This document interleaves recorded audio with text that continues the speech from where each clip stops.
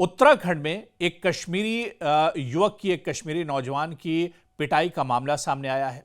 उत्तराखंड के उधमपुर सिंह नगर के काशीपुर में शॉल बेचने वाले कश्मीरी बिलाल अहमद गनी पर हमला कर दिया और यह इल्जाम है कि बजरंग दल के कुछ कार्यकर्ताओं ने, बजरंग दल के कुछ कारकुनों ने उन पर हमला किया और उनके साथ मारपीट की और उनके शॉल या उनका जो सामान था उसे भी वो लूट कर एक तरह से ले गए और उन्हें धमकी भी दी कि वो उत्तराखंड छोड़ दें और उत्तराखंड वापस ना आए।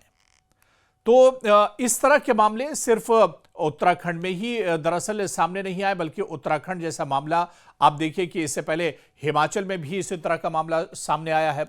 इसी तरह का कुछ मामला राजस्थान में भी, यूपी में भी और देश के अलग अलग हिस्सों में इस तरह के मामले वक्तन फौक्तन सामने आते रहते हैं, जहां पर कश्मीर के नौजवानों को परेशान किया जाता है। खासतौर से बजरंग दल की बात करें, आरएसएस की बात करें या शिद्दत पसंद हिंदू जो ग्रुप हैं वो कश्मीरी नौजवानों को परेशान करते हैं और उन्हें मना करते हैं कि वो कश्मीर से अपना सामान बेचने के लिए उनके इलाकों में ना आए और अगर उनके इलाकों में वो आते हैं तो फिर उनका अंजाम सही नहीं होगा। कई बार ऐसा होता है कि कश्मीर के इन नौजवानों को मारा पीटा जाता है, इनका सामान लूट लिया जाता है, इनके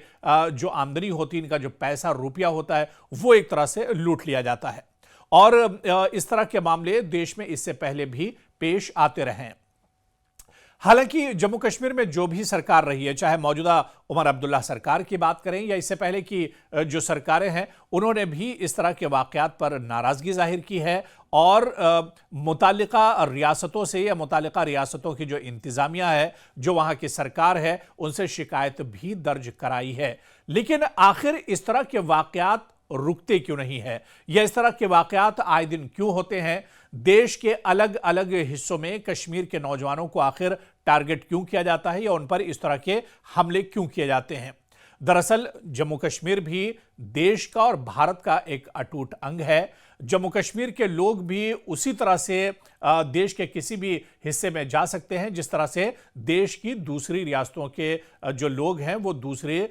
स्टेट में और आम जगहों पर आ जा सकते हैं। लेकिन फिर जम्मू कश्मीर के ही नौजवानों को दरअसल इस तरह से क्यों देखा जाता है या जम्मू कश्मीर के ही नौजवानों को आखिर टारगेट क्यों किया जाता है और उन पर इस तरह के हमले क्यों किए जाते हैं? यह सवाल हमेशा एक तरह से जहन में उठता है।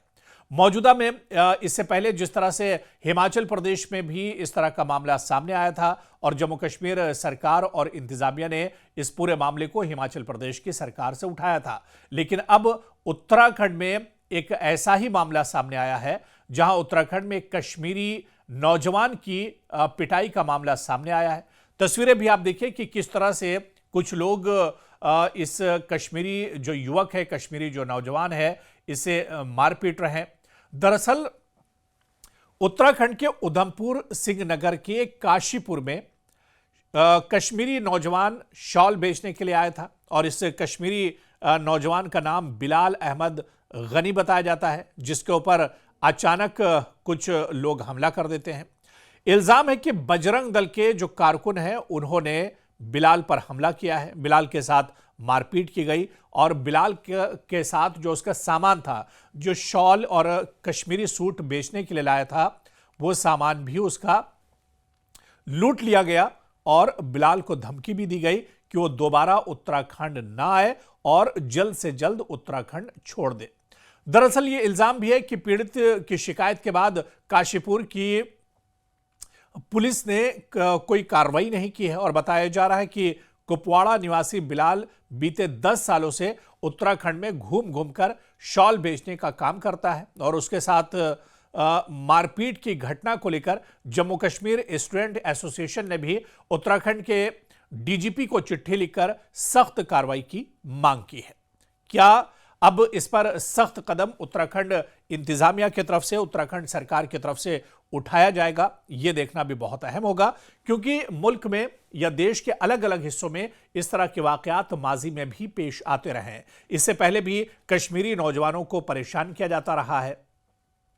तो क्या इस तरह की घटनाओं पर लगाम लगाने की जरूरत है और जो नाम नेहाद तंजीमें, चाहे बजरंग दल हो या आरएसएस हो या इससे जुड़ी हुई जो शरपसंद तंजीमें हैं, उन पर रोक लगाना चाहिए, क्योंकि देश के अलग अलग हिस्सों में कश्मीरी नौजवान भी जा सकते हैं। वो जब भारत और हिंदुस्तान का अटूट हिस्सा कश्मीर है और उस कश्मीर के युवा जब देश के अलग अलग हिस्सों में उनके जाने पर अगर मनाही होगी तो जाहिर सी बात है